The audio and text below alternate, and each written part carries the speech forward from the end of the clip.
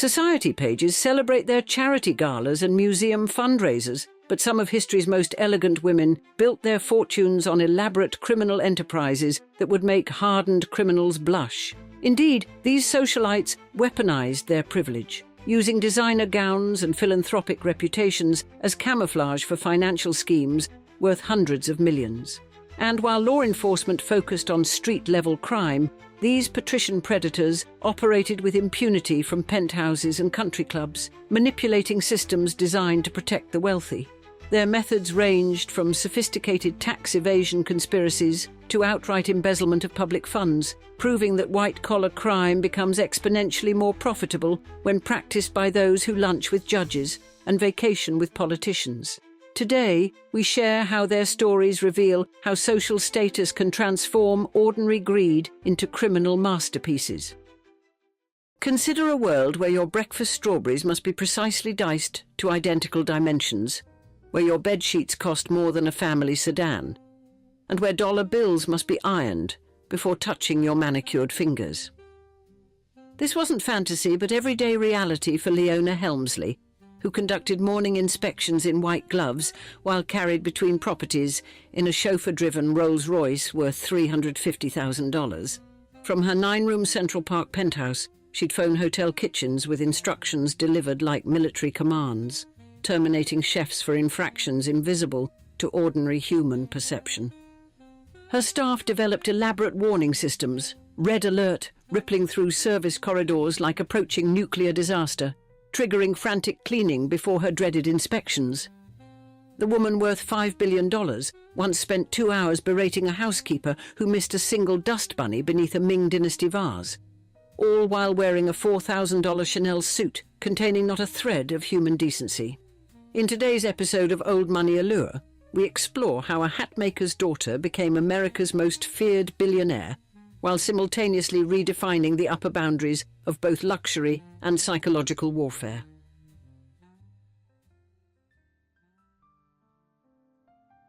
Leona Helmsley owned the Empire State Building but couldn't resist stealing 3 $40 bras from a department store, controlled 23 luxury hotels, yet insisted staff iron her dollar bills before handing them to her. From her 9-room Central Park penthouse, she'd phone hotel kitchens demanding precisely diced strawberries, sending them back if they weren't the exact shade of red, all while lounging in a $15,000 gold-threaded bathrobe beneath artwork borrowed from her hotel's presidential suite. The $5 billion empress who famously declared only the little people pay taxes kept a 700-page catalogue of employee infractions meticulously documented beside her $800,000 antique desk, where she'd signed termination notices with a diamond-encrusted pen. Her $5 million diamond necklace required its own armed guard, yet she'd erupt if housekeepers used the wrong $4 furniture polish. A perfect illustration of how her financial extravagance was matched only by her emotional pettiness. While demanding contractors install her $210,000 marble dance floor above her Connecticut mansion swimming pool, she refused to pay their bill, telling one who mentioned his 6 children, "Why didn't he keep his pants on? Then he wouldn't need the money." In her 3,000-square-foot temperature-controlled fur closet protected by a security system costing as much as a suburban home, she'd try on sables while devising new ways to intimidate the 5,000 employees whose livelihoods dangled from her manicured fingertips. Even her Maltese dog Trouble lived better than most Americans, dining on chef-prepared meals served in a $4,000 Tiffany bowl, while Leona fired cafeteria workers for serving vegetables 2 minutes overcooked at her $42 million Helmsley Palace Hotel. Attorney Alan Dershowitz watched in horror as she smashed a teacup because water touched its saucer, then made the trembling waiter kneel to beg for his minimum wage job, revealing how her $4,000 Chanel suit contained not a thread of human decency. Her $30 million annual income couldn't purchase self-awareness, as the woman who owned 16 million square feet of Manhattan real estate once spent 2 hours berating a housekeeper who missed a single dust bunny beneath a Ming Dynasty vase. The Queen of Mean travelled between properties in a chauffeur-driven Rolls-Royce worth $350,000, yet once stopped to personally scream at a store employee for improperly washing a sidewalk. Her infamous morning ritual involved calling managers from her $20,000 gold-leaf telephone to demand occupancy numbers, followed by verbal executions if figures fell below expectations, all while sitting beneath a Renoir painting relocated from a hotel suite.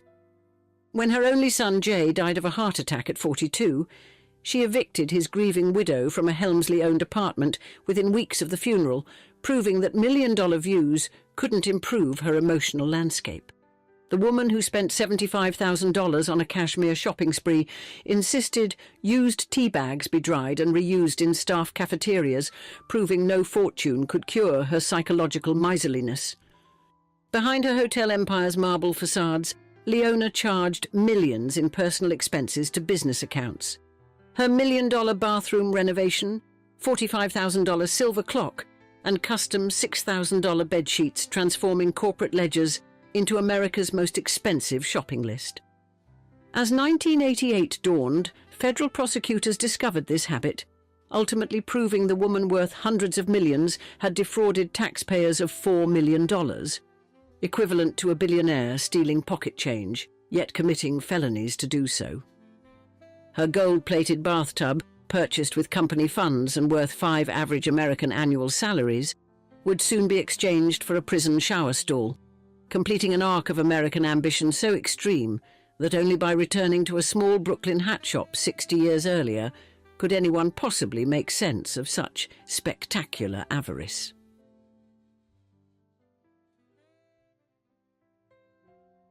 The future Queen of Mean arrived as Lena Mindy Rosenthal on Independence Day 1920, emerging into Depression-era Brooklyn with none of the wealth she would later amass, but all of the ruthless determination that would propel her from a hatmaker's daughter to infamous billionaire.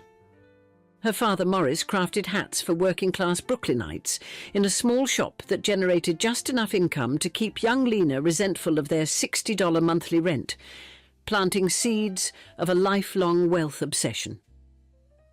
Baby Lena slept in a dresser drawer during her earliest years.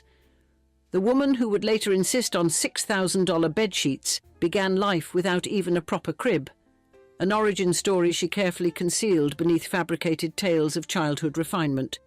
The Rosenthal family's struggle against Depression-era poverty was overseen by Lena's mother, Ida, who attacked household dirt with religious fervour, unknowingly programming her daughter with obsessive cleanliness standards that would later terrorize thousands of hotel housekeepers. Young Lena observed neighborhood economic patterns with keen attention, developing an early understanding of real estate economics that would inform her billion-dollar empire, though certainly not her compassion for others in difficult circumstances. Her education at Abraham Lincoln High School ended early. The future real estate empress found traditional schooling too pedestrian for her ambitions, dropping out to pursue modelling while calculating potential profit margins behind her camera-ready smile. A brief enrolment at Hunter College confirmed her suspicion that succeeding through merit would take too long, as she later admitted to colleagues that she left during her sophomore year because there were quicker ways to achieve success than formal education. Her first reinvention involved shedding Lena Rosenthal for Leona Roberts, her newly sophisticated name landing her modelling jobs with Chesterfield Cigarettes, where she pocketed $75 per shoot while developing the smile that would later grace her infamous hotel advertisements. At 19, she married attorney Leo Panzera, a union producing her only child Jay, and providing 7 years of stability before Leona's ambition overpowered her maternal instincts, leading to divorce and her first taste of real estate through property settlements. Her second husband, garment industry executive Joseph Lubin, represented another calculated upgrade in social status and income bracket, though this union too crumbled under the weight of Leona's unquenchable desire for something with more zeros in its net worth. Twice divorced by 40 and needing financial independence, Leona approached New York's prestigious Pease and Elliman real estate firm in 1962 with zero experience but infinite audacity, talking her way into a receptionist position while privately committing to mastering the industry. Her natural talent for sales emerged immediately, as she advanced from answering phones to selling apartments within months, her aggressive confidence and meticured appearance proving irresistible to wealthy clients who found her ambition charming rather than terrifying. She spent $30,000, an astronomical sum in the 60s, on elocution lessons to erase her Brooklyn accent, fashion consultations to perfect her business wardrobe, and strategic socializing to place herself in proximity to New York's real estate elite. Within 7 years, Leona transformed into Manhattan's top-producing real estate agent, earning commissions exceeding $400,000 quarterly, enough to fund her next reinvention as owner of Sutton and Town Residential.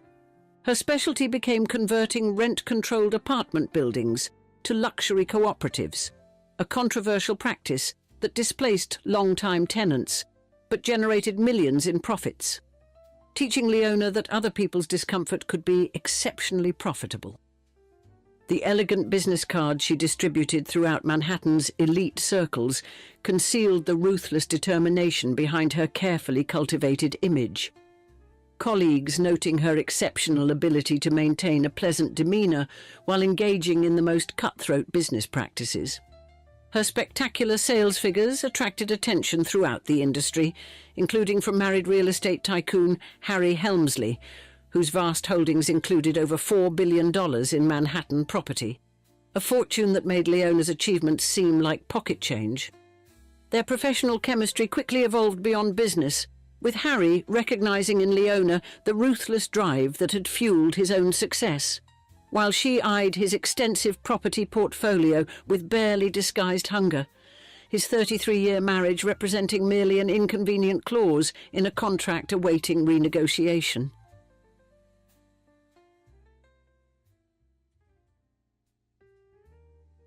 Harry Helmsley discarded his wife of 33 years in 1971, clearing the path for his April 8, 1972, marriage to Leona, merging his $4 billion real estate portfolio with her boundless capacity for terrorizing employees. Their honeymoon lasted approximately 3 business days before Leona began restructuring Harry's hospitality division, convincing him to purchase the struggling St. Moritz Hotel as her personal laboratory for perfecting management by fear techniques. Hotel employees developed an elaborate warning system rivaling military defense protocols. Code phrases like "Red Alert" or "The Queen approaches" would ripple through service corridors, triggering frantic cleaning and flower replacements before her dreaded inspections. The couple expanded their holdings rapidly, with Leona insisting her name appear on buildings in gold lettering 20% larger than Harry's. A subtle architectural manifestation of the power balance shifting within their marriage. Their crown jewel, the 1926 landmark New York Central building, underwent a $42 million renovation and reopened as the Helmsley Palace Hotel, with Leona selecting every fabric, fixture and staff uniform while vetoing employees who failed to demonstrate adequate terror during interviews. Leona cultivated her queen persona through a $1 million advertising campaign featuring herself in designer suits against palace hotel backdrops, gazing imperiously into the camera while promising, "It's the only palace in the world where the Queen stands guard." Behind this carefully crafted image lurked increasingly bizarre management practices. She once ordered all Helmsley Palace restaurant menus reprinted because the typeface appeared too masculine, costing thousands while demanding employees reuse paperclips to save money. Her hotel inspection methodology involved white cotton gloves she would drag across surfaces while maintaining eye contact with trembling staff members, sometimes visiting guest rooms at 3 a.m.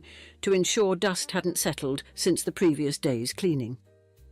Former employees recounted how Leona would monitor the hotel's kitchen operations with militant precision, once sending back a cup of tea 4 consecutive times because it wasn't hot enough, while simultaneously cutting staff meal budgets to levels that required cafeteria workers to reuse tea bags.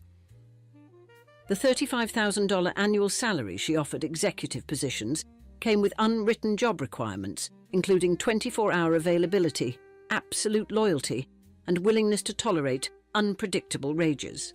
Benefits packages did not include mental health coverage, despite the obvious need.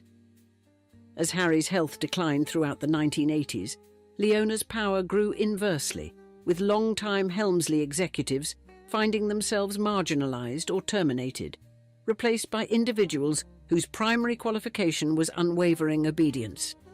The Helmsley Palace's restaurant Vivaldi earned a reputation for excellent cuisine and terrifying unpredictability, as diners might witness Leona publicly berating servers for infractions like delivering water with insufficient bubbles or walking too loudly across her $40,000 imported carpet. Personal tragedy struck in 1982 when her only son Jay died of a heart attack at 42.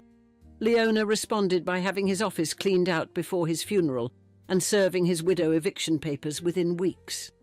Her expanding empire required a suitably royal residence, prompting the purchase of Dunellan Hall, a 28-room Greenwich mansion on 40 acres, featuring multiple swimming pools, a movie theatre and formal gardens, which Leona began renovating with corporate funds.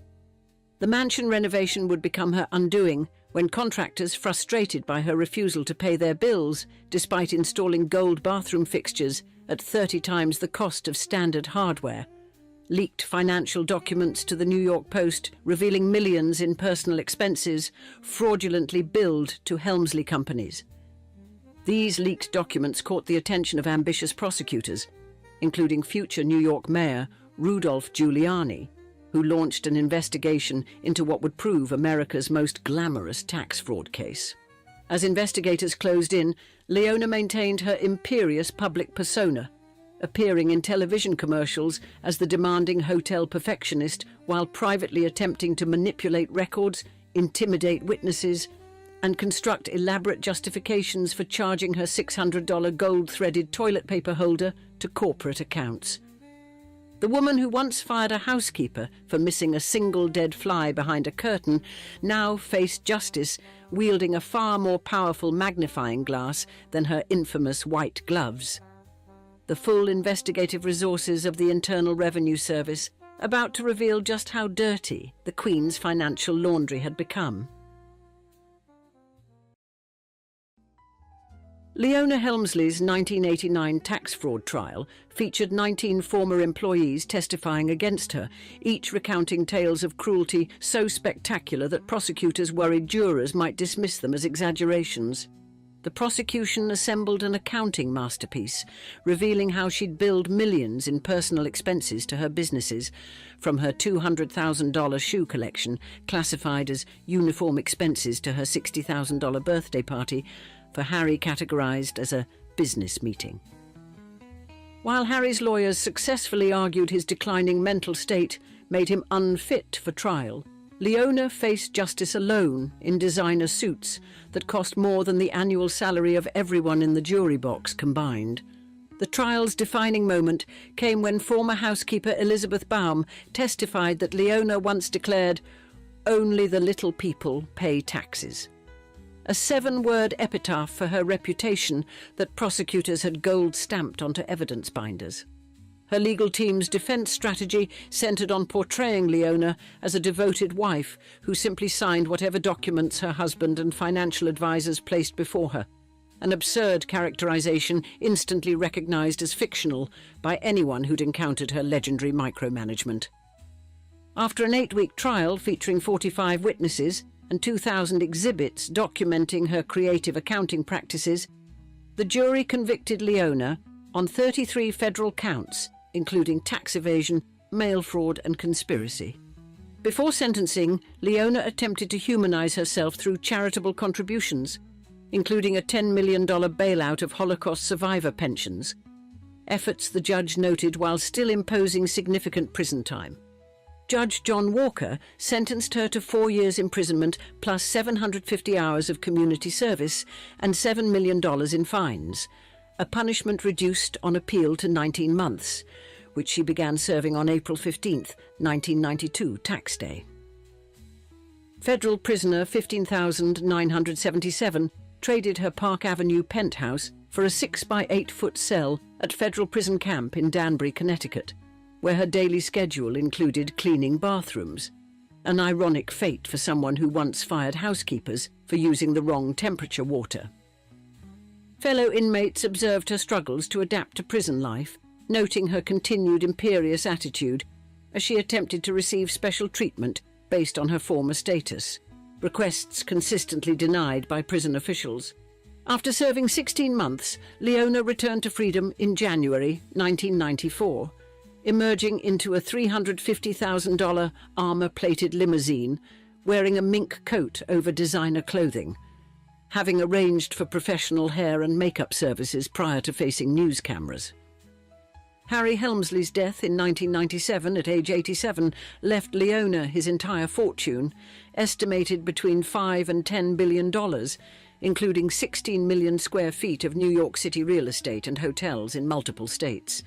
The newly widowed billionaire found companionship primarily with her Maltese dog Trouble, who received chef-prepared meals of crab cakes and steamed vegetables prepared by a full-time cook, earning $90,000 annually. Her isolation intensified after a 2002 lawsuit in which former employee Charles Bell successfully sued her for discrimination, with testimony from numerous witnesses painting a consistent picture of a hostile work environment that ultimately cost her $554,000.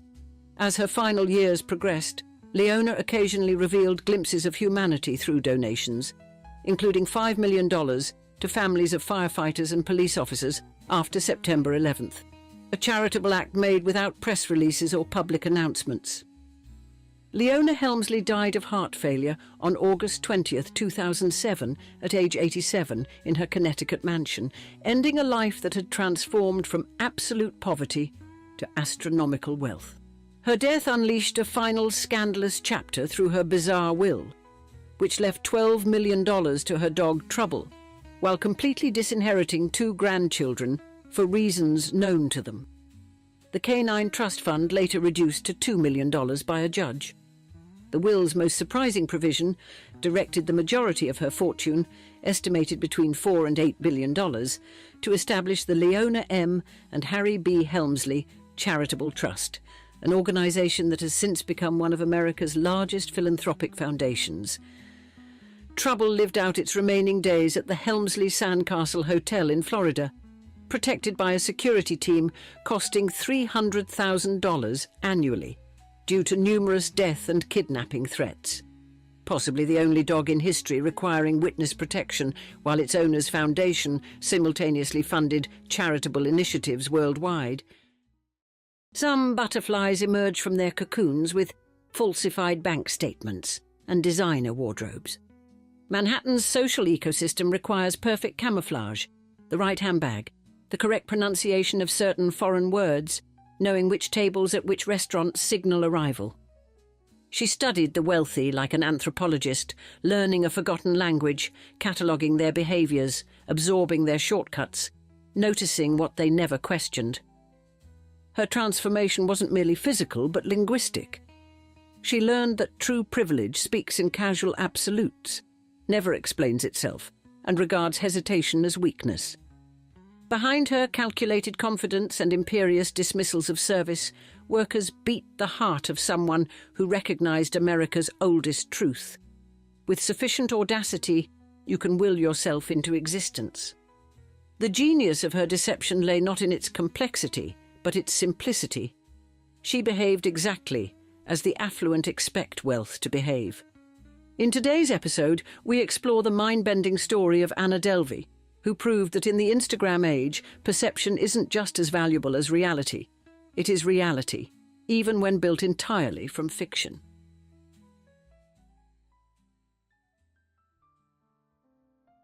Before she was Manhattan's most infamous fake heiress, little Anna Sorokin drew her first breath on January 23, 1991, in the decidedly unglamorous Domodedovo, a working-class satellite town that orbits Moscow like a distant frozen moon. Her father wrestled trucks across Russian highways while her mother maintained their modest home before eventually opening a small convenience store. Biographical details that would later be scrubbed from Anna's reinvented history more thoroughly than a suspicious transaction from a bank statement. In 2007, when Anna was 16, her family transplanted themselves to Eschweiler, Germany, near Cologne, unwittingly providing the German connection that would later become the foundational stone of her elaborate societal con. At 19, Sorokin abandoned Germany to chase a fashion degree in Paris, taking her first stiletto-heeled steps away from ordinary immigrant status toward extraordinary imposter, each kilometre increasing the distance between her humble origins and glittering ambitions. The summer of 2013 delivered Anna to New York's Fashion Week through a legitimate job with Purple magazine. A moment when Manhattan's skyline must have appeared to her not just as an architectural marvel, but as a blueprint for vertical social climbing. She abandoned Sorokin faster than last season's trends, rebranding herself as Anna Delvey and fabricating the fiction that it was her mother's maiden name, the inaugural falsehood in what would become a doctoral-level curriculum in deception. Her self-transfiguration complete, Anna sculpted an identity as a wealthy German heiress, guarding a €60 million trust fund, a fantasy fortune supported by nothing more than forged documents, strategic name-dropping, and her increasingly polished performance of old money nonchalance. New acquaintances whispered theories about her background. Perhaps her father was a Russian diplomat or oil tycoon. Assumptions Anna allowed to flourish, uncorrected, recognizing that gossip could build her fictional biography more efficiently than she ever could alone. Her physical metamorphosis matched her narrative invention. Designer clothes purchased through increasingly creative financial maneuvers, strategic socializing at the right Manhattan hotspots, and the unshakable confidence that comes when you've convinced yourself that your performance is reality. Premium hotels became her exclusive residences. $100 bills materialized between her fingers whenever service workers appeared, and credit cards bent under astronomical charges, all carefully choreographed demonstrations of the wealth she wanted you to believe she possessed. Anna's networking strategy revealed brilliant simplicity. Observe the wealthy like an anthropologist, catalogue their vocabulary and habits, then mirror these patterns back with such conviction that questioning her would seem like the ultimate social faux pas. While most con artists dream small, Anna's ambitions stretched skyward, like the Manhattan buildings she infiltrated. She wouldn't merely play at being rich. She would establish herself as New York's newest cultural powerhouse through an exclusive arts club that would cement her invented legacy among the elite she had worked so hard to fool.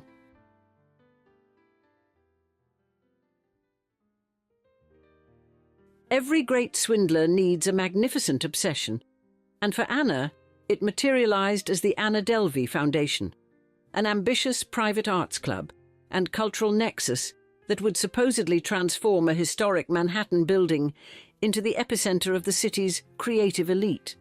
Unlike most scammers who invent projects solely as bait, Anna pursued her foundation with surprising sincerity, approaching banks and investors with detailed business plans, architectural renderings, and the unflinching confidence of someone who believes her own mythology.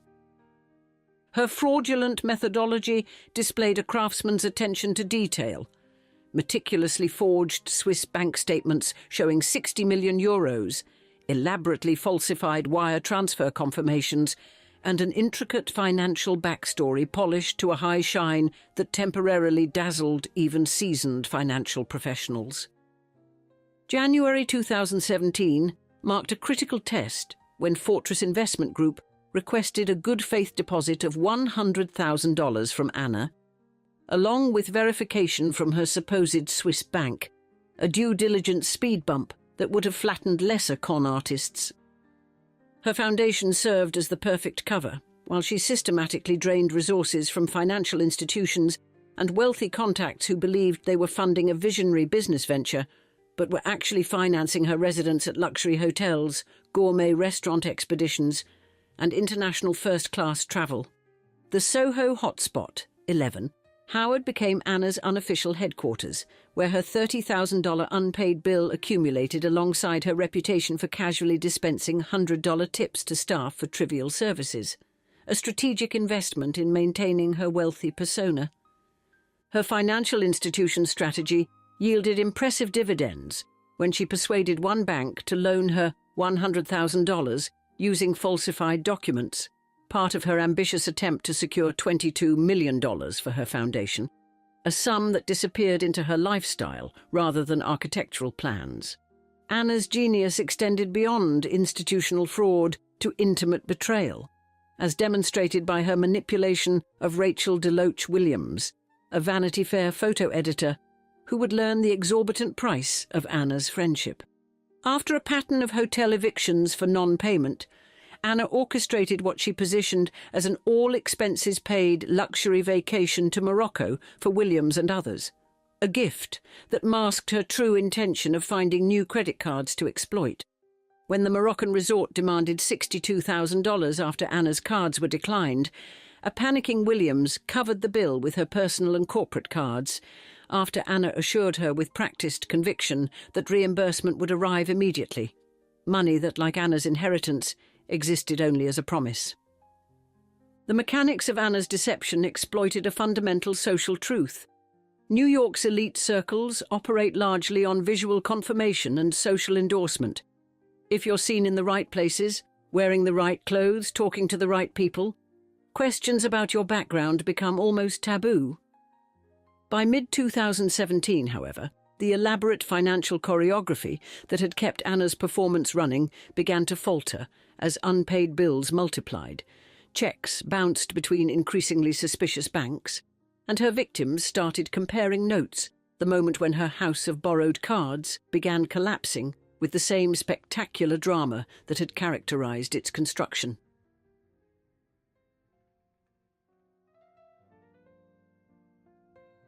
Every debt eventually demands payment, and Anna's financial day of reckoning arrived in July 2017, when authorities arrested her for skipping out on thousands of dollars owed to the Beekman, the W New York and La Parka Meridian hotels, establishments whose patience had finally exhausted after countless promises that payment was just about to clear. Freedom proved brief when this self-styled heiress demonstrated her contempt for the legal system by skipping her court appearance, apparently considering judicial proceedings like restaurant checks optional for someone of her imagined stature. Her flight from justice culminated in a cinematic capture when the NYPD coordinated with her betrayed friend Rachel DeLoach Williams to execute a sting operation, cornering Anna at an addiction treatment facility in Los Angeles County, where she had sought refuge from the consequences rapidly gaining on her. Manhattan media outlets that once might have featured her foundation's launch party now published detailed exposés of her elaborate deceptions, with reporters meticulously documenting fraudulent wire transfers, fictional financial advisors, and the trail of victims left financially and emotionally bankrupt in her elegantly shod wake. Justice delivered its verdict on April 25, 2019, when 12 jurors unanimously found Anna guilty of 8 criminal charges, including multiple degrees of grand larceny, attempted grand larceny and theft of services, formal acknowledgement that her most impressive creation was not an arts foundation but an elaborate criminal enterprise. Throughout court proceedings, Anna displayed her characteristic flair for performance art by hiring a professional stylist to curate her courtroom wardrobe, treating the criminal trial as another exclusive New York event where appearance trumped substance, a strategy that impressed fashion blogs but failed to sway the jury. Her unrepentant attitude crystallized in a post-conviction statement that perfectly captured her disconnection from conventional morality. "The thing is, I am not sorry." 6 words that revealed how completely she had internalized her fictional identity, seeing herself as a visionary entrepreneur unfairly persecuted rather than a calculating criminal justly convicted. The court sentenced her in May 2019 to 4 to 12 years imprisonment, imposed a $24,000 fine, and ordered restitution of approximately $199,000, legal consequences that couldn't be charmed away with $100 tips or promises of wire transfers from Switzerland.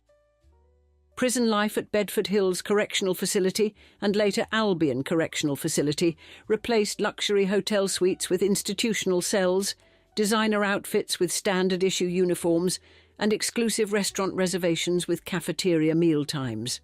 a stark downgrade that would have horrified the Anna who once dismissed a five-star hotel as insufficiently exclusive. February 2021 brought early release for good behaviour, perhaps the first system Anna navigated honestly, followed by her immediate return to Instagram, where she attempted to reclaim her digital identity, even as her legal identity remained in limbo.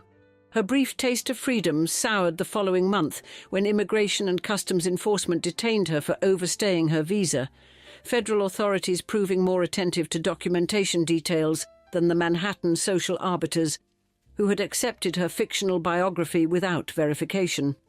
On October 5, 2022, Anna secured release from ICE detention after posting $10,000 bail, emerging to house arrest in Manhattan's East Village, an ankle monitor accessorizing her designer outfits and initially a social media ban, restrictions that transformed the woman who once glided through Hotel 11 Howard's lobby, tossing $100 bills into a homebound prisoner of her own making.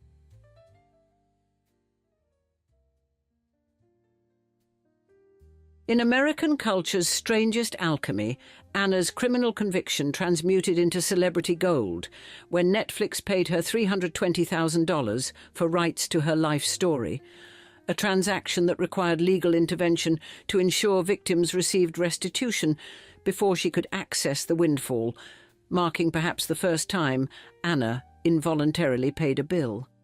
Television titan Shonda Rhimes transformed Anna's audacious grift into Inventing Anna, a 9-episode Netflix series starring Julia Garner that topped the platform's viewership charts upon its February 2022 release, elevating a common fraudster into a cultural phenomenon worthy of prestige television treatment.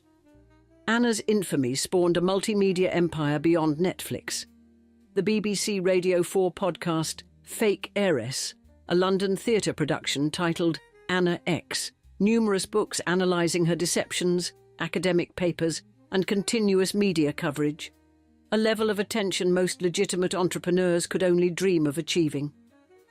With the ankle monitor barely attached, Anna demonstrated her phenomenal talent for monetising notoriety by appearing on Paris Hilton's podcast alongside Nikki Rothschild in May 2022. Ironically accessing through genuine infamy the social echelon she had previously required elaborate fictions to penetrate.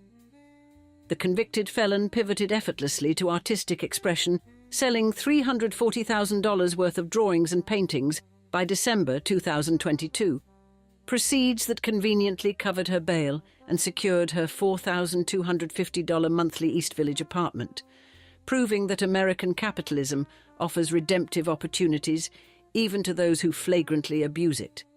During New York Fashion Week in September 2023, Anna partnered with established fashion publicist Kelly Cutrone to host a rooftop event at her apartment, her ankle monitor serving not as a badge of shame but as an edgy accessory that somehow authenticated rather than undermined her newfound legitimate celebrity status. Her entrepreneurial instincts remained sharp as she launched an exclusive dinner series where actors, musicians, founders, socialites, journalists, and other esteemed guests gathered around private chef-prepared tables for candid conversations, finally creating the legitimate cultural salon she had once fraudulently claimed to be developing.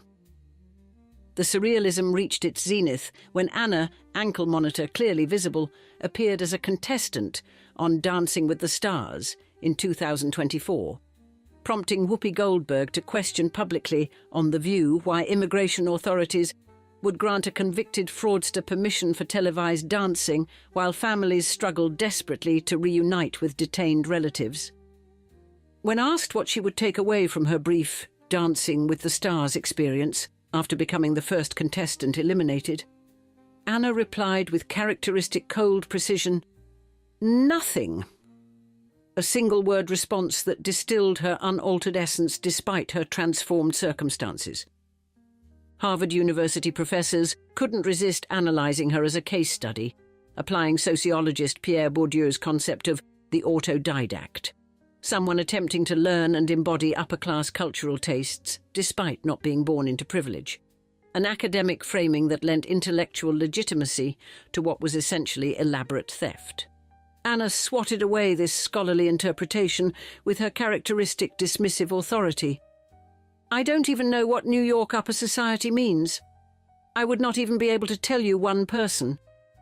I was just trying to work on my project, and that's pretty much it," maintaining the fiction that she was merely misunderstood rather than manipulative. Her commitment to her narrative unwavering despite overwhelming evidence to the contrary. The Anna Sorokin saga reveals America's most uncomfortable truth.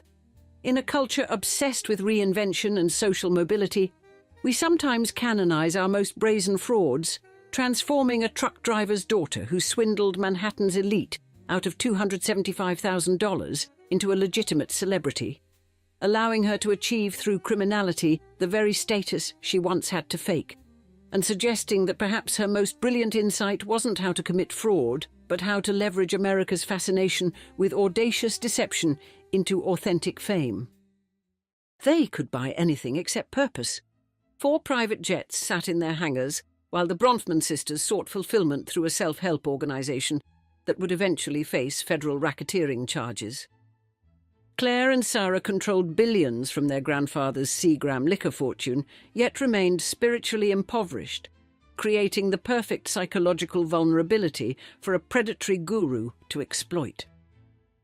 Their money funded $50 million in aggressive litigation against critics, covered Ranier's disastrous $65 million commodities trading losses, and provided the real estate where women were eventually held in conditions federal prosecutors compared to forced labour. Edgar Bronfman Sr. watched helplessly as his daughters channeled their inheritance into an organisation he publicly labelled a cult, a denunciation that only strengthened their resolve to prove their loyalty to Keith Raniere. In today's episode of Old Money Allure, we reveal how unlimited wealth without purpose created the perfect storm for 2 billionaire heiresses to transform their family legacy from philanthropy and business achievement into one of the most disturbing cult stories of the 21st century. The $28 billion heiresses who funded a sex cult, the Bronfman Sisters.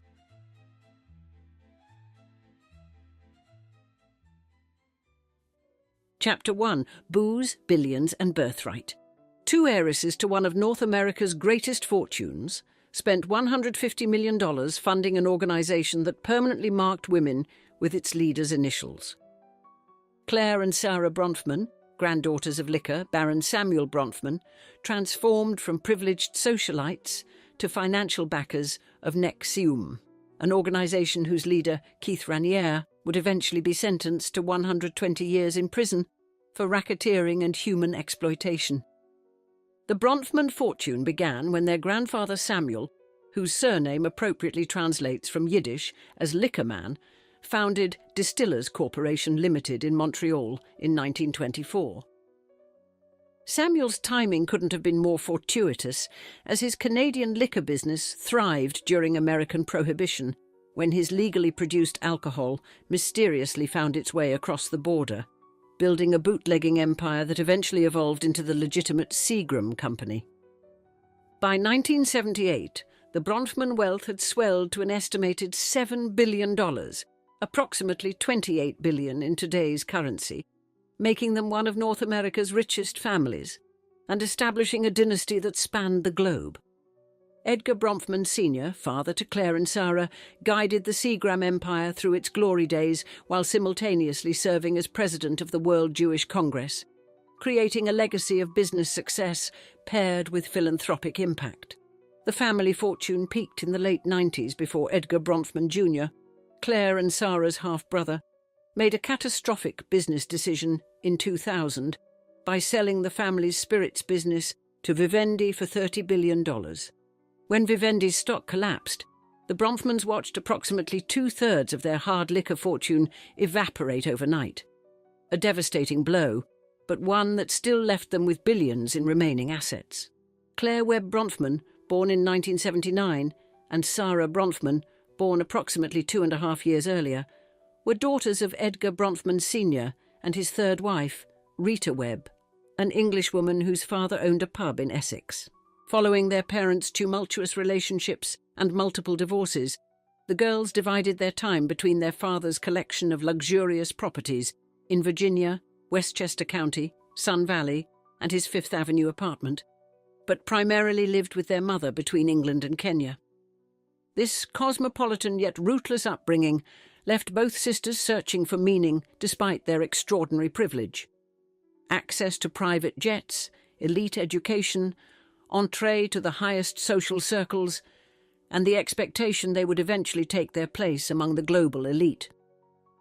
Before encountering Nexium, Claire pursued a serious equestrian career, competing internationally at prestigious events like the Mill Street Indoor International Horse Show in December 1999. Investing her wealth in world-class horses and training facilities, Sarah, meanwhile, described herself as dilettantish and was, according to family friends, desperately looking for some purpose in her life, a common dilemma for those born to extreme wealth who struggle to establish identity beyond their inherited fortune.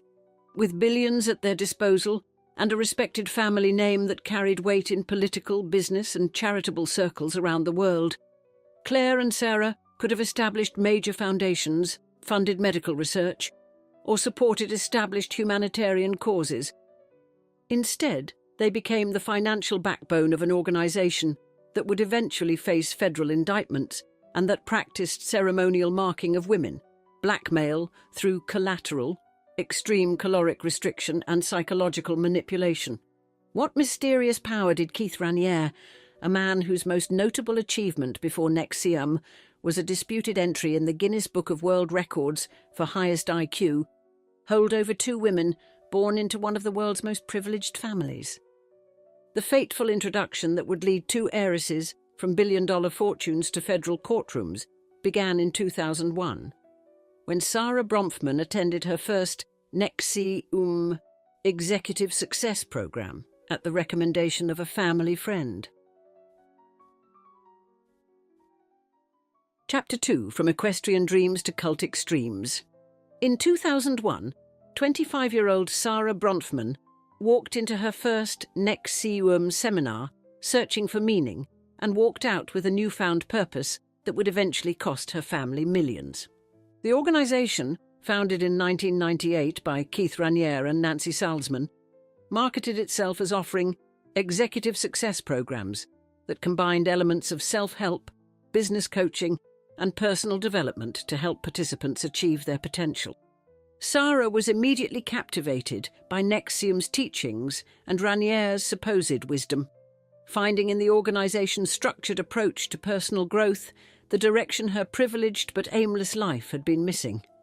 Like many enthusiastic converts, she quickly evangelized to those closest to her, persuading her younger sister Claire, then 23 and focused on her equestrian competitions, to attend a Nexium intensive program. Claire, despite her initial focus on horse riding, proved even more receptive to Raniere's teachings than her sister, quickly becoming one of his most devoted followers and eventually abandoning her equestrian career to dedicate herself fully to Nexium. Both sisters relocated to upstate New York to be near Nexium's headquarters in Clifton Park, with Claire purchasing a home nearby, along with a horse farm where she could continue her equestrian activities while working as a Nexium trainer. For Claire especially, Nexium offered a sense of purpose and belonging that had been missing from her life of privilege. The organization's emphasis on ethics, responsibility, and personal growth resonated deeply with a young woman who had struggled to find meaning despite her vast resources. Initially, Edgar Bronfman Sr. showed interest in his daughter's new passion, even enrolling in a Nexium intensive program in early 2003 to better understand what had so captivated Sarah and Claire.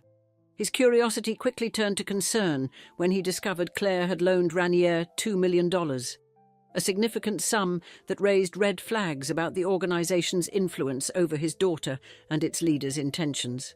The liquor magnate subsequently called Nexium a cult in a Forbes profile that same year, a public denunciation that Raniere and other Nexium leaders considered an ethical breach by Claire that damaged the organization's reputation. Rather than reconsider her involvement in light of her father's concerns, Claire was instructed to atone by using her fortune more ethically, which in Nexium speak meant pouring more money into Ranier's organisation to demonstrate her loyalty. As their involvement deepened, both sisters assumed leadership positions. Sarah joined Nexium's executive board and collected impressive titles including Director of Humanities, Regional Vice President, Professional Coach and Head Trainer. Claire became Nexium's Operations Director, overseeing the organisation's day-to-day activities and events, including Vanguard Week, an annual celebration of Ranier's birthday that drew members from around the world to pay homage to their leader. Sarah, meanwhile, focused on expansion, founding VIP programs targeting distinguished individuals and extending Nexium's reach into the United Kingdom and Ireland in 2005, demonstrating considerable business acumen in service of an organisation that would later be revealed as deeply troubling. The sisters' growing dedication to Nexium created an increasingly painful wedge between them and their father, who watched helplessly as his daughters fell deeper under Ranier's influence and directed millions of family money into what he considered a dangerous group. Claire's loyalty to Ranier reached disturbing heights when she installed keylogger software on her father's computer, allowing Nexium to spy on the communications of one of America's most powerful businessmen, a betrayal of family trust that demonstrated just how complete her conversion had become. By 2005, the sisters had not only committed themselves ideologically to Nexium, but were increasingly becoming its primary financial backers, using their inheritance to fund Ranier's projects, cover his living expenses, and provide him with private jet travel costing approximately $65,000 per flight. As their devotion to Ranier deepened, Sarah and Claire Bronfman were about to transform from mere followers into essential enablers of an organisation that would eventually face serious criminal charges. Their wealth providing the resources that allowed Nexium to expand, intimidate critics, and operate without financial constraints. Chapter 3. Bankrolling a Nightmare.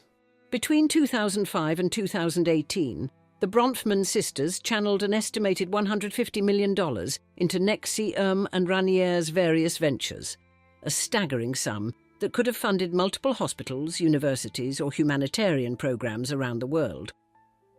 The sheer magnitude of their financial support became apparent between January 2005 and late 2007, when they covered an astonishing $65.6 million of Ranier's nearly $70 million in commodities market losses, a financial disaster that would have bankrupted most investment funds, but was simply absorbed by the Bronfman fortune. Not content with merely covering Ranier's failed trading ventures, the sisters also invested an additional $26.4 million in a doomed Los Angeles real estate project that further drained their inheritance, demonstrating Ranier's remarkable ability to lose vast sums of other people's money while maintaining their unwavering loyalty. Claire emerged as Nexium's most aggressive legal defender, spending an estimated $50 million on lawyers to pursue litigation against Ranier's perceived enemies, creating what one attorney called a legal war of attrition against critics and former members. Federal prosecutors would later note that Claire repeatedly and consistently leveraged her wealth and social status as a means of intimidating, controlling and punishing individuals whom Ranier perceived as his adversaries, effectively serving as the organization's financial enforcer. Her approach to silencing criticism reached extraordinary lengths when she funded private investigations into 6 federal judges who had presided over Nexium-related cases between 2007 and 2009, an unprecedented breach of legal ethics that demonstrated the lengths to which she would go to protect Ranier. In 2009, the sisters formed the World Ethical Foundation's consortium and reportedly spent $2 million arranging a visit from the Dalai Lama to Albany, seeking to enhance Nexium's public image through association with one of the world's most respected spiritual leaders. This attempt at legitimization backfired spectacularly when it was later revealed that Sarah had an inappropriate relationship with the Dalai Lama's gatekeeper, Lama Tenzin Dondan, who arranged the visit despite having taken vows of celibacy, creating yet another scandal that reflected poorly on both Nexium and the Bronfmans. The Dalai Lama initially cancelled his appearance following negative publicity, but later agreed to speak in Albany, though he subsequently distanced himself from Nexium as controversies mounted. Another reputational disaster for an organisation desperately seeking mainstream credibility. Behind Nexium's self-help facade, Raniere was creating increasingly disturbing inner circles with the financial infrastructure provided by Bronfman money, developing secret subgroups that implemented increasingly controlling practices. In 2015, he established DOS, a secret society where women were permanently marked with Raniere's initials, subjected to extreme caloric restriction of approximately 500 calories daily, sleep deprivation, and required to provide compromising information as collateral to ensure their silence and compliance. While there's no evidence the Bronfman sisters knew about or participated in DOS, their financial support provided the infrastructure that enabled its existence, creating the economic foundation that sustained Nexium, while its leader developed increasingly troubling practices. Their money funded the properties where exploitation occurred, paid for litigation that silenced critics who might have exposed wrongdoing earlier, and financed the lifestyle of the man orchestrating it all, making them indirectly complicit in activities they may not have fully understood. When former member Sarah Edmondson revealed she had been physically marked with Raniere's initials in a ceremonial ritual, Claire responded by filing a criminal complaint against Edmondson in Vancouver, demonstrating her continued loyalty to Raniere even as disturbing revelations began to emerge.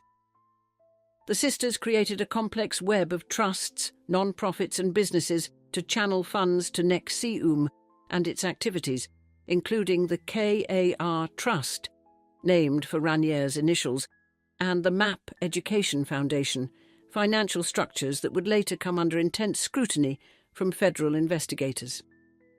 Beyond direct financial support, Claire and Sarah used their social connections and family prestige to promote Nexium, attract wealthy members, and create an appearance of legitimacy that helped mask the organization's increasingly troubling activities.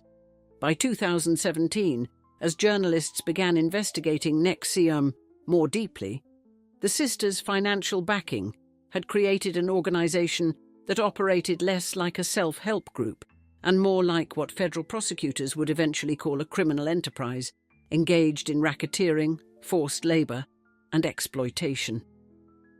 With the media closing in and former members increasingly willing to speak out, the Bronfman-funded empire that Raniere had built over nearly 2 decades was about to face its most serious challenge yet, one that even unlimited legal funding couldn't overcome.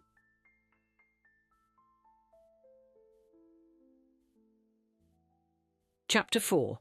The Fall from Grace.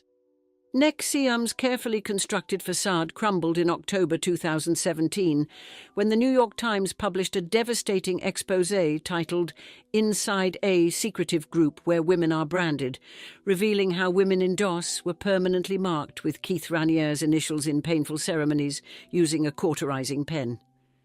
The article detailed how women were recruited into what was described as a secret sisterhood, asked to provide compromising material as collateral, and then subjected to ceremonial marking while being told they were receiving a symbolic tattoo.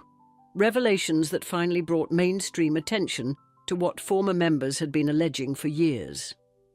The public outcry was immediate and overwhelming, with media outlets across the globe picking up the story and former members emerging to corroborate and expand upon the New York Times reporting, creating a tidal wave of negative publicity that even the Bronfmans' millions couldn't contain.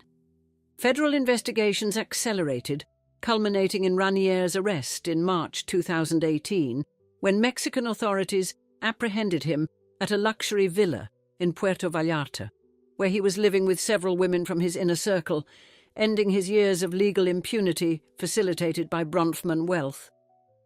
In July 2018, Claire Bronfman was arrested in New York City and charged with racketeering conspiracy, identity theft, and money laundering. forcing the heiress who had funded lawsuits against NXIVM critics to face her own criminal indictment. The indictment alleged she had recruited women without legal status in the United States into NXIVM-sponsored organizations, failing to provide them with living wages and creating a labor force of desperate individuals dependent on her and on Raniere for their continued legal status. Claire's arrest marked a stunning reversal of fortune, from wielding her wealth as a weapon against NXIVM critics to finding herself a defendant in the same Brooklyn federal courthouse where she had previously funded litigation against former members. Sarah Bronfman Sisters, who had somewhat distanced herself from day-to-day NXIVM operations after having children and moving to France, escaped criminal charges but remained entangled in civil litigation stemming from her years of financial support for the organisation. In April 2019, Claire pleaded guilty to 2 felony counts: conspiracy to conceal and harbour illegal aliens for financial gain and fraudulent use of identification, charges that focused on her administrative and financial role rather than direct involvement in DOS activities. On September 30th, 2020, Judge Nicholas Garaufis delivered a sentence that sent shockwaves through the courtroom: 6 years and 9 months in prison, triple the maximum under federal guidelines and far beyond the 21 to 27 months recommended by sentencing calculations. The judge also imposed a $500,000 fine, ordered $96,000 in restitution to a victim, and required forfeiture of $6 million from her estimated $200 million personal fortune, financial penalties that barely dented her wealth but symbolically punished her abuse of privilege. During sentencing, Judge Garaufis condemned Claire for taking advantage of these individuals' financial straits and immigration statuses, and using her wealth and social status as a means of intimidating, controlling and punishing perceived enemies, noting that her crimes were particularly egregious given her privileged position. Even after her conviction, Claire expressed no remorse for her support of Raniere, writing to the court that "NXIVM and Keith greatly changed my life for the better," a statement that likely contributed to her harsher-than-expected sentence. Raniere himself received a 120-year prison sentence in October 2020, effectively ensuring he would spend the rest of his life behind bars for crimes, including racketeering, human exploitation, forced labour and other serious offences. Beyond criminal penalties, both Bronfman sisters now face extensive civil litigation from former NXIVM members claiming they were victims of human exploitation, forced labour and illegal human experiments, lawsuits that could potentially cost them millions more in damages. In January 2020, 80 former NXIVM members filed a lawsuit against the sisters and other NXIVM leaders, seeking to hold accountable not just Raniere, but those whose financial support enabled his activities for nearly 2 decades. As recently as September 2024, a federal court ruled that Sarah and Claire must face civil claims against them, finding that plaintiffs adequately alleged the Bronfmans had knowledge of and influence and control over NXIVM's practices, a judicial determination that their financial support created legal liability. Claire Bronfman is currently serving her prison sentence with a projected release date of June 29, 2025, while Sarah has relinquished her claims to NXIVM properties in exchange for a small share of their eventual sale, limited to 20% and capped at $200,000. The Bronfman sisters' extraordinary journey from privileged heiresses to enablers of a notorious organisation represents one of the most dramatic falls from grace in recent history. A cautionary tale about how even unlimited wealth cannot protect against the consequences of extraordinarily poor judgment. Every dollar has 2 stories, what it could have built and what it actually purchased. In Dixon, Illinois, 53 million disappeared dollars tell both tales with devastating clarity. Residents paid taxes expecting functioning streetlights, maintained parks, and police cars with reliable brakes. Instead, those dollars bought Rita Crundwell's 52 World Championship horses, each worth more than what Dixon's teachers earned annually. And her 20,000-square-foot equestrian arena featured heated floors while Dixon's water mains crumbled beneath streets, waiting for replacements the city couldn't afford. The most haunting mathematics emerged after her arrest. Crundwell's theft equaled Dixon's entire municipal budget for over 5 years. In today's episode, I share the insane story of the largest municipal fraud in American history, where a trusted comptroller with an 8th grade accounting education managed to steal $53 million from under the noses of auditors, officials, and citizens alike. The divorced wife who stole $53 million from her small town, Rita Crundwell.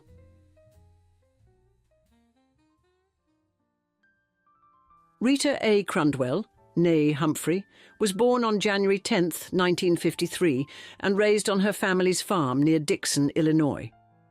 In this small Midwestern town of roughly 16,000 souls, American flags fluttered on Main Street. Children grew up hearing stories of favourite son President Ronald Reagan walking these same sidewalks, breathing the same heartland air. In 1970, while still a high school student with wheat blonde hair and a disarming smile, Rita began working at Dixon City Hall as a work-study student.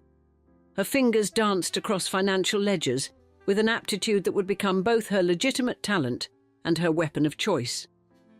Dixon's trusting citizens, factory workers, farmers, teachers, nodded approvingly as the hometown girl climbed through the ranks of city administration. They remained blind to the hungry shadow growing behind her pleasant demeanour, a darkness that would eventually consume their community's future.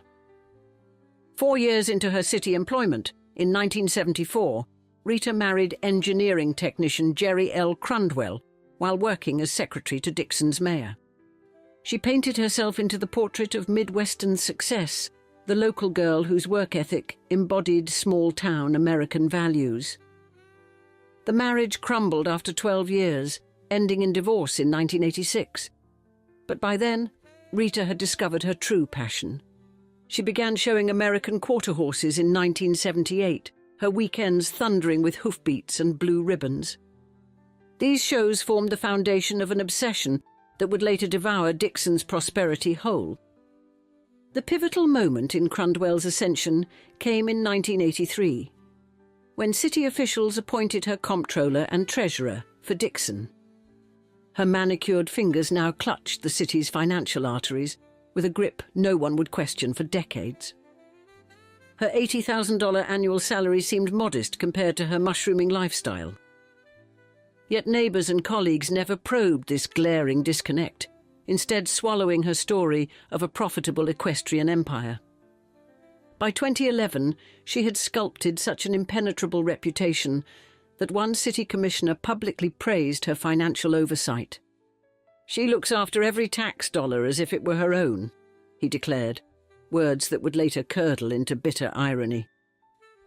Investigators would discover she had indeed treated public funds as personal property, diverting $53 million into her private empire. Behind her desk, adorned with civic awards, sat a woman living an unimaginable double life. Trusted public servant by day, architect of multi-million-dollar deception by night. Each morning, as Rita unlocked Dixon City Hall's doors, she carried invisible skeleton keys to a shadow financial system.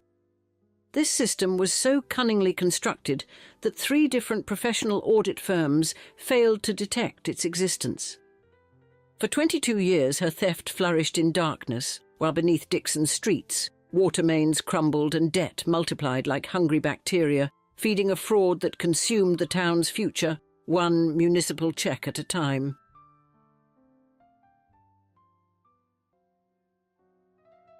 On December 18, 1990, Rita Crundwell conjured a financial phantom when she opened a secret bank account bearing the official-sounding name RSCDA, Reserve Sewer Capital Development Account. This account existed nowhere in Dixon's official records, yet would soon gorge itself on millions in stolen taxpayer dollars. The audacity of Crundwell's scheme bordered on contempt for her victims. She didn't employ sophisticated hacking or elaborate document forgery. She simply opened a bank account with the city's name on it, appointed herself as its sole signatory, then bled $53 million from Dixon's veins over 22 years.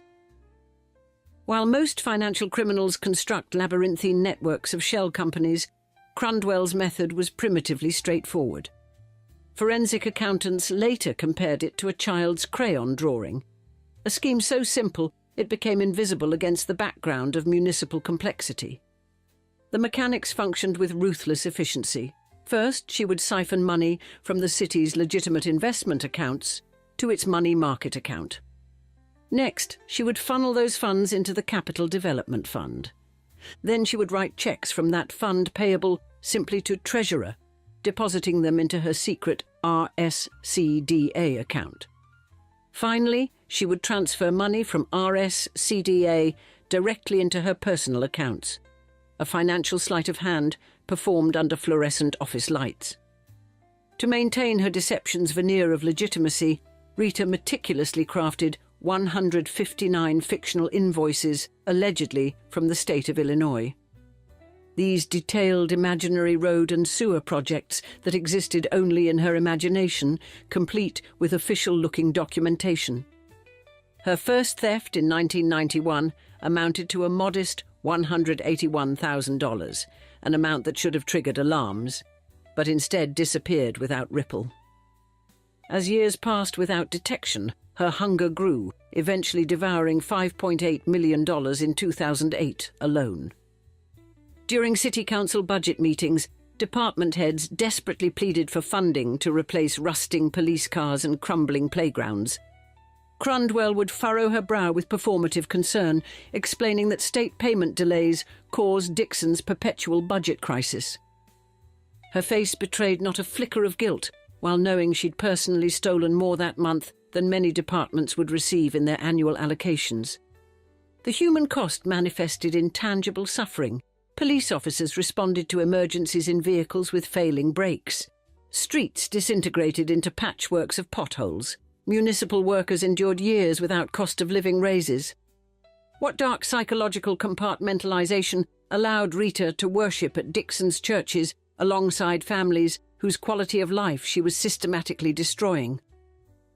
How could she accept community service awards while methodically executing what would become the largest municipal fraud in American history? These questions continue to haunt investigators, psychologists, and victims alike. Beyond the $53 million in direct theft lay collateral damage impossible to calculate. Businesses never opened, talented young people who fled, community projects abandoned.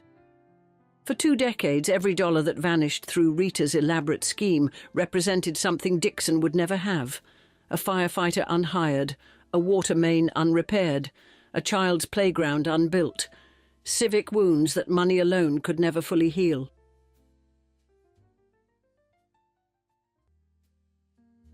While Dixon residents navigated streets pockmarked with axle-breaking potholes, Rita Crundwell constructed an equestrian paradise that defied comprehension. The American Quarter Horse Association crowned her their leading owner for 8 consecutive years, a reign unprecedented in the industry. Her 400 champion horses lived in temperature-controlled barns with veterinary facilities, superior to the medical care available to many Dixon residents. RC quarter horses sprawled across manicured acres, featuring a 20,000-square-foot arena with heated floors and specialized ventilation systems. Meanwhile, Dixon's firefighters squeezed another year from outdated equipment, and police officers shared bulletproof vests. Crundwell's 52 World Championship horses feasted on custom-blended nutrition regimens, costing more than many Dixon families' monthly grocery budgets. Their stalls were cleaned daily by well-paid staff, while Dixon's public services withered from deliberate financial starvation. Her collection of luxury vehicles resembled a billionaire's showroom, custom-painted pickup trucks with hand-tooled leather interiors. Her motor coach, valued at $2.1 million, featured Italian marble countertops and gold-plated fixtures. Her horse trailers contained living quarters more sumptuous than the homes of taxpayers who unknowingly purchased them. For travelling to horse shows, Rita cruised in her 70-foot-long Monaco Dynasty King Ranch motor coach with imported granite surfaces. Its monthly maintenance costs exceeded what Dixon allocated for park upkeep across its entire system. While Dixon's teachers purchased classroom supplies from their own meagre salaries, Crundwell expanded her real estate portfolio. She acquired a waterfront vacation home in Florida, multiple properties in Illinois, and a palatial primary residence with private riding arenas. Her jewellery collection, diamonds, sapphires, custom-designed pieces, represented more wealth than most Dixon families would earn in multiple lifetimes. Each glittering stone was purchased with dollars that should have funded public safety, infrastructure, and essential services. Rita's custom-made leather saddles, many adorned with silver and gold accents, numbered in the dozens. Each represented the equivalent of a Dixon police officer's monthly salary, each stitched with thread that could have instead bound the community's fraying safety net. Her competition wardrobe featured custom-tailored riding outfits from designers who typically clothed royalty and Hollywood celebrities. This created the obscene spectacle of a municipal employee earning $80,000 annually, parading in ensembles costing more than 3 months' salary for average Dixon workers. When residents occasionally voiced curiosity about her opulence, Rita spun elaborate tales about her horse business, generating spectacular profits.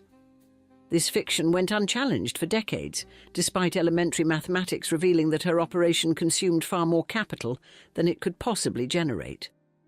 The missing variable in this impossible equation remained hidden in plain sight: Dixon's plundered treasury.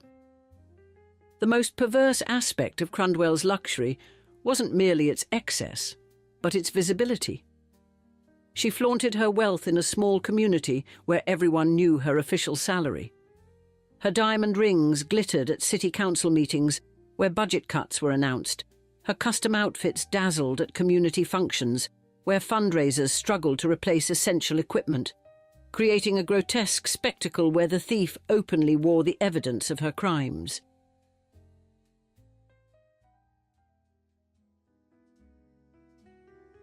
In the fall of 2011, City Clerk Kath Swanson, filling in during Crundwell's extended vacation, discovered a bank statement that stopped her heart mid-beat. Her trembling fingers held evidence of an unknown account named RSCDA, containing suspicious transactions totaling millions of dollars, with Rita Crundwell as the sole signatory. The statement bore the city's name but appeared nowhere in official records. It revealed 179 deposits, a financial crime scene printed in 12-point font, each transaction representing money stolen from playground equipment, senior services, and public safety. Swanson, clutching evidence of what would become America's largest municipal fraud, faced a soul-crushing dilemma that would haunt her sleep for months. Should she immediately expose her longtime boss and colleague, potentially allowing evidence destruction? Or should she endure the excruciating burden of silence while authorities built an airtight case against the woman who controlled her paycheck? She made the courageous choice to alert Dixon Mayor James Burke, who contacted the Federal Bureau of Investigation. This triggered what would become one of the most psychologically grueling undercover operations in municipal history. For 6 agonizing months, Swanson and Burke maintained outward normalcy while working alongside a woman they now knew was systematically dismantling their community's future. Each morning for 183 consecutive days, Kathy Swanson greeted the woman she knew was stealing millions. She exchanged pleasantries about weather and weekend plans while carrying a secret that burned like acid against her conscience. Swanson later described those 6 months as probably the hardest thing to do, a psychological burden few will ever comprehend. She engaged in water-cooler chit-chat with Crundwell while knowing her boss was actively embezzling thousands that very day. While FBI agents methodically constructed their case, the unsuspecting thief continued her spending binge. She ordered expensive new horses, planned facility expansions, and commissioned custom equipment, each purchase tightening the noose she hadn't yet felt. On April 17, 2012, a date now etched into Dixon's collective memory, Rita Crundwell strode confidently into City Hall, as she had thousands of times before. She found FBI agents waiting with badges displayed and federal warrants in hand. Her face transformed from confusion to shock as decades of deception collapsed in an instant. As agents escorted the handcuffed comptroller past stunned colleagues, Dixon employees watched in disbelief as 29 years of professional identity shattered before them. The trusted fiscal guardian and the criminal fraudster violently merged into one impossible figure being led to a waiting federal vehicle. News of Rita's arrest detonated through Dixon like a bomb, obliterating the community's sense of security and trust in local government. Residents gathered on street corners and in coffee shops to process the unthinkable revelation that had altered their community forever. The truth emerged with devastating clarity: the budget shortfalls that had forced painful cuts, the infrastructure left to crumble, the services never provided. None of it had been necessary. While Dixon struggled, believing itself a victim of economic circumstance and state payment delays, the true predator had sat in their midst, methodically draining their future drop by drop, year after year, decade after decade.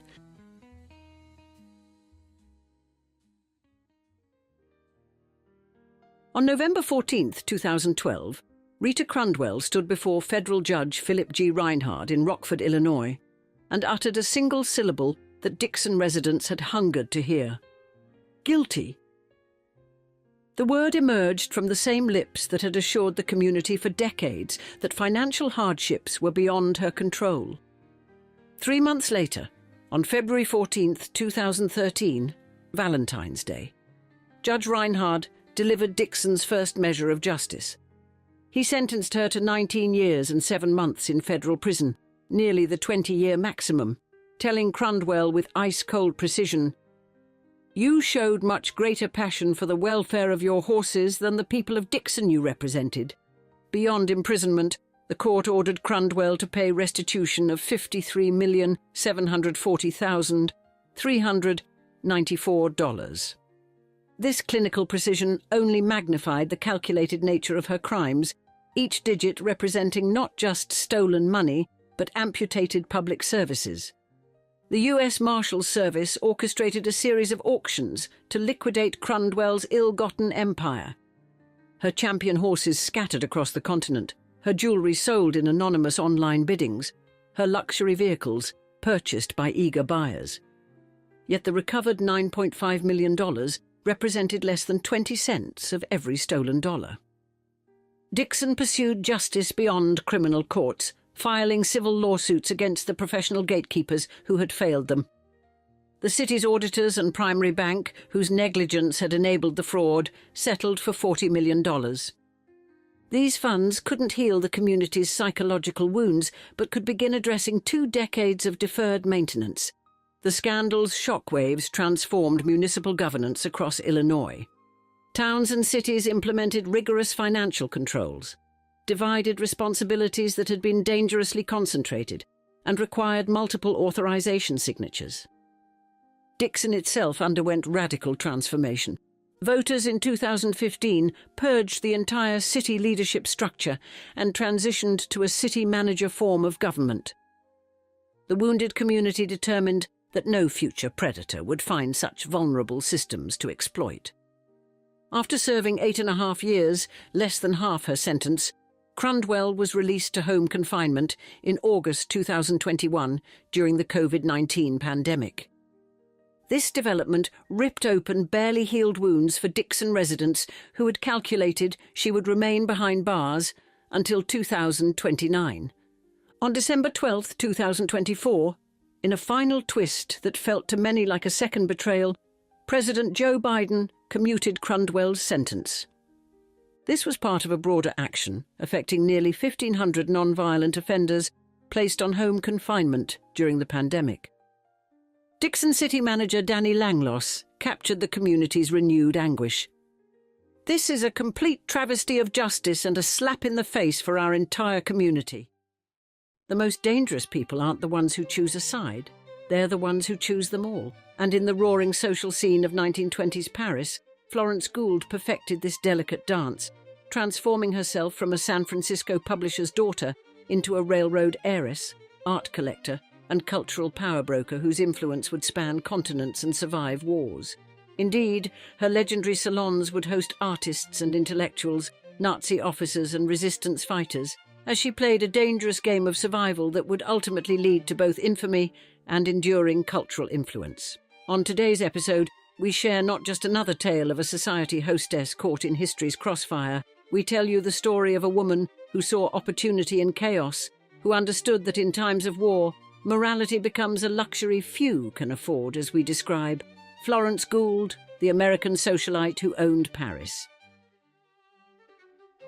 The rhythmic clatter of cable cars echoed through the financial district of San Francisco in 1895 as Maximilien Lacaze, a French publisher who had transplanted his family to America, welcomed his daughter Florence into a world of stark contrasts. The city, perched between the raw frontier and civilized society, perfectly embodied the dualities that would come to define his daughter's remarkable life. Young Florence inhabited two worlds from her earliest days. In the family's San Francisco home, her mother maintained the traditions of their French heritage, serving as a bridge between the old world and the new. The Lacaze household operated on a curious blend of American and French customs, with Florence absorbing both cultures with extraordinary ease.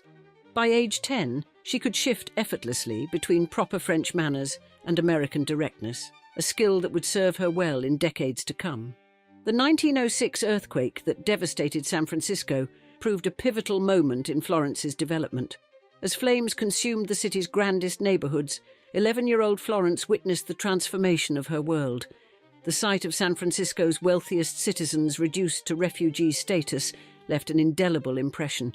In later years, her friends would recall her frequent references to that morning when she learned that survival often meant knowing when to abandon a sinking ship. Florence's education reflected her dual heritage.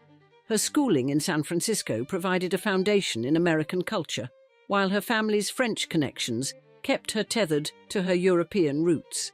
Her quick wit and remarkable memory made her a natural student of human nature. Teachers noted her unusual ability to identify and exploit social opportunities, though they couched this observation in more diplomatic terms. As she matured, Florence developed a striking beauty that matched her calculated approach to life.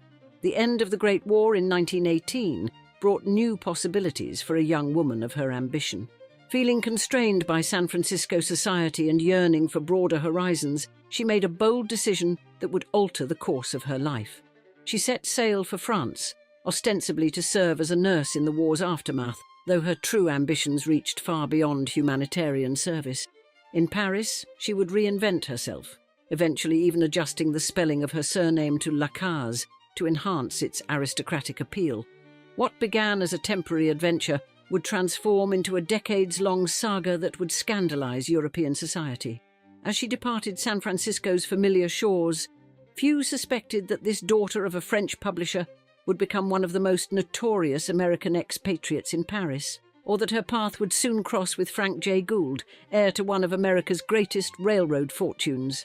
The society columns noted her departure as a minor event, but none could predict the extraordinary story that would unfold once Florence set foot in post-war Paris.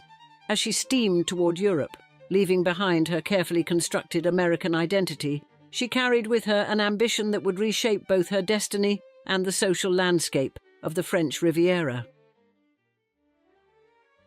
Post-war Paris pulsed with an electric energy that suited Florence Lacaze perfectly. Having arrived as a nurse, she quickly traded her uniform for sequins, finding work as a showgirl in the city's glittering nightclubs. Already well connected in Parisian society, she moved effortlessly between the city's artistic circles and social elites, building a network that would serve her for decades to come. It was in this heady atmosphere that Florence's path crossed with Frank J. Gould, heir to the vast Gould Railroad fortune and 18 years her senior. Their courtship unfolded against the backdrop of 1920s Paris, culminating in their 1923 marriage. While Florence had already established herself in French society, the Gould name and fortune added considerable weight to her social position, opening new avenues for her ambitions. The newlyweds shared a passion for French culture, particularly the arts. Together they began building an impressive collection of French Impressionist paintings, their shared appreciation for fine art forming a cornerstone of their partnership. Their social gatherings became known for their perfect blend of intellectual discourse and artistic appreciation, attracting writers, artists, and musicians alongside diplomats and industrialists. The Hôtel Provençal marked another chapter in Florence's ascent through French society. Perched above the Mediterranean in Juan-les-Pins, the hotel embodied everything Florence aspired to create, a sophisticated haven where the international elite could mingle freely. Under her guidance, the property became a gathering place where titled Europeans danced until dawn with Hollywood stars, and cultural boundaries dissolved in the warm Mediterranean air. Her marriage to Frank J. Gould operated on unconventional terms. Their arrangement allowed both partners considerable personal freedom, reflecting the liberal attitudes of their artistic and social circles. Florence moved through Parisian society with confidence, her charm and intelligence making her a sought-after presence at the most exclusive gatherings. Throughout the 1920s, Florence and Frank continued to expand their influence in French society. Their growing art collection reflected both their refined taste and their understanding of art's cultural significance. They developed close relationships with gallery owners and artists, establishing themselves as significant patrons of the arts in France. As the decade drew to a close and economic uncertainty loomed over Europe, Florence had secured her position within French society. Yet even as she presided over her sophisticated world of art and culture, more ominous changes were brewing across the continent. The woman who had so successfully navigated the intricacies of Parisian high society was about to face unprecedented challenges, ones that would test not only her legendary adaptability, but also force her to make choices that would echo through history. When German forces entered Paris in June 1940, most wealthy Americans fled the city. Florence Gould was not among them. Rather than securing passage home, she seized the dark opportunities that occupation presented. As Paris adjusted to German control, Florence's salon transformed into something far more significant than a mere cultural gathering. It became a hub of collaboration with the new regime. Every Wednesday afternoon, her apartment doors would open to a gathering that reflected her clear allegiance to the occupying force. While French intellectuals like Jean Cocteau, Marcel Jouhandeau, and Jean-Paul Hun still attended, they now shared space with German officers, including the writer Ernst Junger. These were not innocent literary gatherings, but calculated affairs where Florence cultivated relationships that would prove financially beneficial under the new order. Her collaboration extended far beyond hosting salons. As other businesses throughout Paris struggled under the crushing weight of occupation, Florence's ventures thrived through her willingness to engage in financial schemes that supported Nazi interests. Her operations included money laundering activities that would later draw intense scrutiny from investigators. The luxuries that flowed through her establishments during years of widespread privation spoke to the depth of her cooperation with occupation authorities. The growth of her art collection during this period reflected the darker aspects of occupation. As Jewish collectors were forced to flee or face deportation, Florence acquired new pieces under circumstances that would later raise serious questions about their provenance. The art market under occupation offered opportunities for those willing to ignore the human cost of their acquisitions, and Florence proved herself remarkably willing to overlook such ethical concerns in pursuit of her collection's expansion. Her financial activities during these years revealed a pattern of deliberate collaboration. Money moved through her various enterprises in support of Nazi interests, creating a complex web of transactions that would later attract the attention of investigators. Yet even as she actively participated in the occupation economy, she maintained her characteristic Sphinx-like demeanor, treating these activities as mere business decisions rather than the moral choices they represented. As liberation approached in 1944, Florence's position became increasingly precarious. When Allied forces neared Paris, her years of collaboration with the occupation forces placed her in serious jeopardy. In the immediate aftermath of liberation, French authorities began investigating her role during the occupation years, and she faced potential charges of high treason. While she ultimately avoided conviction due to insufficient evidence for a legal case, rather than any clever maneuvering on her part, The investigation cast a long shadow over her reputation. Documents about her wartime activities accumulated in Swiss banks, creating a paper trail that would eventually reveal the extent of her collaboration with the occupation regime. As Paris emerged from the shadow of occupation, Florence Gould faced the challenge of surviving in a city eager to punish collaborators. But even as she worked to distance herself from her wartime activities, the evidence of her choices during those dark years was already safely preserved in Swiss vaults, documents that would eventually expose the true nature of her relationship with the Nazi regime. The liberation of Paris in 1944 forced Florence Gould to confront the consequences of her wartime collaboration. Despite investigations into her activities with Nazi officials and facing potential treason charges, she embarked on a calculated campaign to rehabilitate her tarnished reputation. The strategy she devised would rely heavily on cultural philanthropy to obscure her wartime past. Her salon continued, though its nature had been irrevocably exposed by the occupation years.